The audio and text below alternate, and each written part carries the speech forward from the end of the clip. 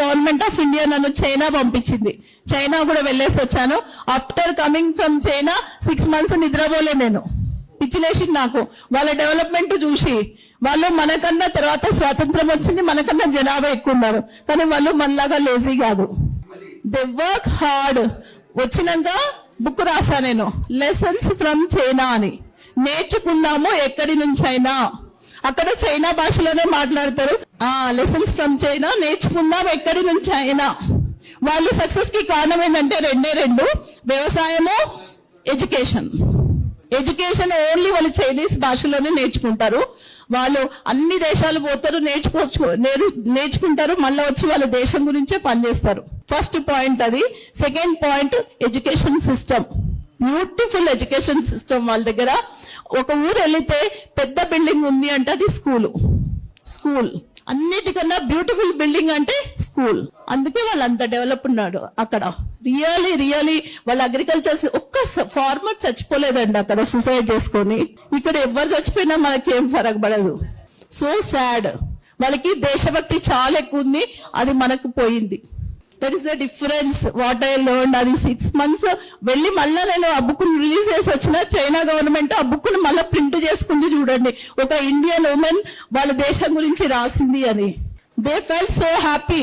అంటే ఇక్కడ వచ్చి మళ్ళీ నేను రీసెర్చ్ చేశాను. నేను వెళ్ళిన కొన్ని రోజులలో పూర్తిగా నాకు నాలెడ్జ్ రాలేదనిపించింది. అయితే ఒక చిన్న ఇన్సిడెంట్ చెప్తా. మాతో ఒక గైడ్ ఉండింది, చిన్న అమ్మాయి. అమ్మ నువ్వు ఏం చదువుతున్నావు అని అడిగాను. ఫార్మసీ చదువుతున్నా అని చెప్పింది. నీకు ఇష్టమా ఫార్మసీ అంటే? కాదు, నా దేశానికి ఇప్పుడు ఫార్మసిస్టులు అవసరం ఉంది, అందుకే చదువుతున్నా అన్నది. అక్కడ పాయింట్ మీరు చూడండి. నాకైతే ఫెల్ట్ సో షేమ్. నేను జీవితంలో ఇప్పటి వరకు ఆలోచించలేదు నా దేశానికి ఏమవసరమని. ఆ అమ్మాయి ఎందుకు చదువుతుంది?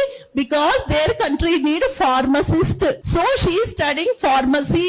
అసలు ఆ థాట్ ప్రాసెసింగ్ ఉందా ఇండియాలో? పిల్లలు పుట్టాలే, ఒకరిని డాక్టర్ చేయాలి, ఒకరిని ఇంజనీర్ చేయాలి, అమెరికా పంపించాలి, అయిపోయి మనం వెళ్ళి ఓల్డ్ ఏజ్ హోమ్లలో ఉండాలి, లేదా ఆ సెంట్రల్ జైళ్లలో ఉండాలి. సెంట్రల్ జైలు ఏవి తెలుసా మీకు? గేటెడ్ కమ్యూనిటీలు. ఈ మధ్య ఎందుకు తెలుసా అండి? తాత ముత్తాతలు సంపాదించిన ఎకరాల భూమిని అమ్మేసి ఊర్లలో ఉండలేక వచ్చి కోట్లు పెట్టి అవి గేటెడ్ కమ్యూనిటీలు కొంటున్నా. ఆడ ఫస్ట్ వాచ్మెన్ గాడే లోపల రానియడు మనల్ని. అది సెంట్రల్ జైలు కాకపోతే ఇంకేంది? I feel it. అసలు అనిపిస్తుంది. ఎందుకంటే ఈ థాట్ ప్రాసెసింగ్ నాకు కూడా లేదు ముందు.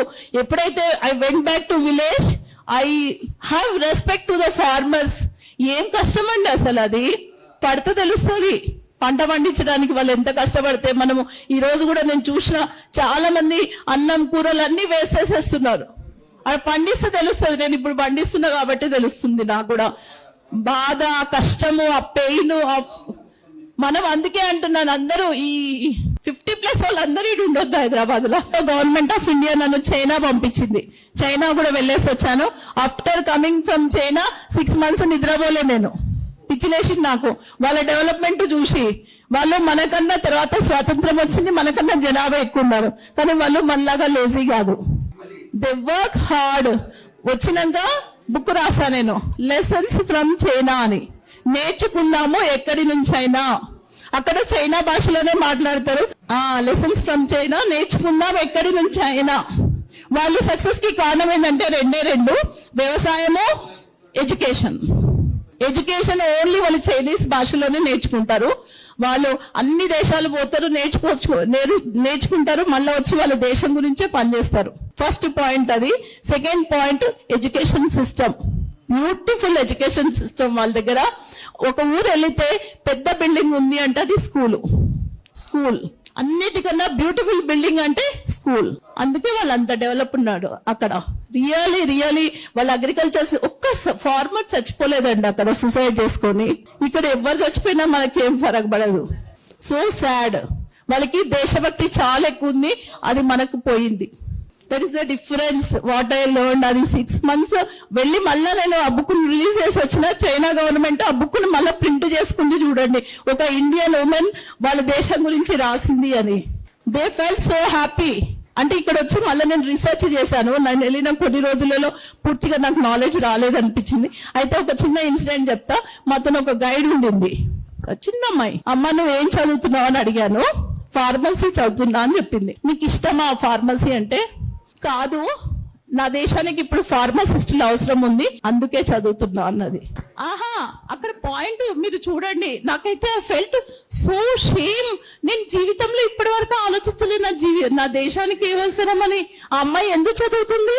Because there country need pharmacist, so she studying pharmacy. అసలు ఆ థాట్ ప్రాసెసింగ్ ఉందా ఇండియాలో? పిల్లలు పుట్టాలే, ఒకరిని డాక్టర్ చేయాలి, ఒకరిని ఇంజనీర్ చేయాలి, అమెరికా పంపించాలి, అయిపోయి మనం వెళ్ళి ఓల్డ్ ఏజ్ హోమ్లలో ఉండాలి, లేదా ఆ సెంట్రల్ జైళ్లలో ఉండాలి. సెంట్రల్ జైలు ఏవి తెలుసా మీకు? గేటెడ్ కమ్యూనిటీలు. ఈ మధ్య ఎందుకు తెలుసా అండి? తాత ముత్తాతలు సంపాదించిన ఎకరాల భూమిని అమ్మేసి ఊర్లలో ఉండలేక వచ్చి కోట్లు పెట్టి అవి గేటెడ్ కమ్యూనిటీలు కొంటున్నారు. ఆడ ఫస్ట్ వాచ్మెన్ గాడే లోపల రానియడు మనల్ని. అది సెంట్రల్ జైలు కాకపోతే ఇంకేంది? ఐ ఫీల్ ఇట్ అసలు అనిపిస్తుంది. ఎందుకంటే ఈ థాట్ ప్రాసెసింగ్ నాకు కూడా లేదు ముందు. ఎప్పుడైతే I went back to village, I have respect to the farmers. ఏం కష్టం అండి అసలు, అది పడితే తెలుస్తుంది. పంట పండించడానికి వాళ్ళు ఎంత కష్టపడితే మనము ఈ రోజు కూడా నేను చూసిన చాలా మంది అన్నం కూరలు అన్ని వేసేసేస్తున్నారు. అది పండిస్తే తెలుస్తుంది. నేను ఇప్పుడు పండిస్తున్నా కాబట్టి తెలుస్తుంది నాకు కూడా బాధ, కష్టము, ఆ పెయిన్. మనం అందుకే అంటున్నాను, అందరూ ఈ 50+ వాళ్ళందరూ ఇటు ఉండొద్దు హైదరాబాద్ లో.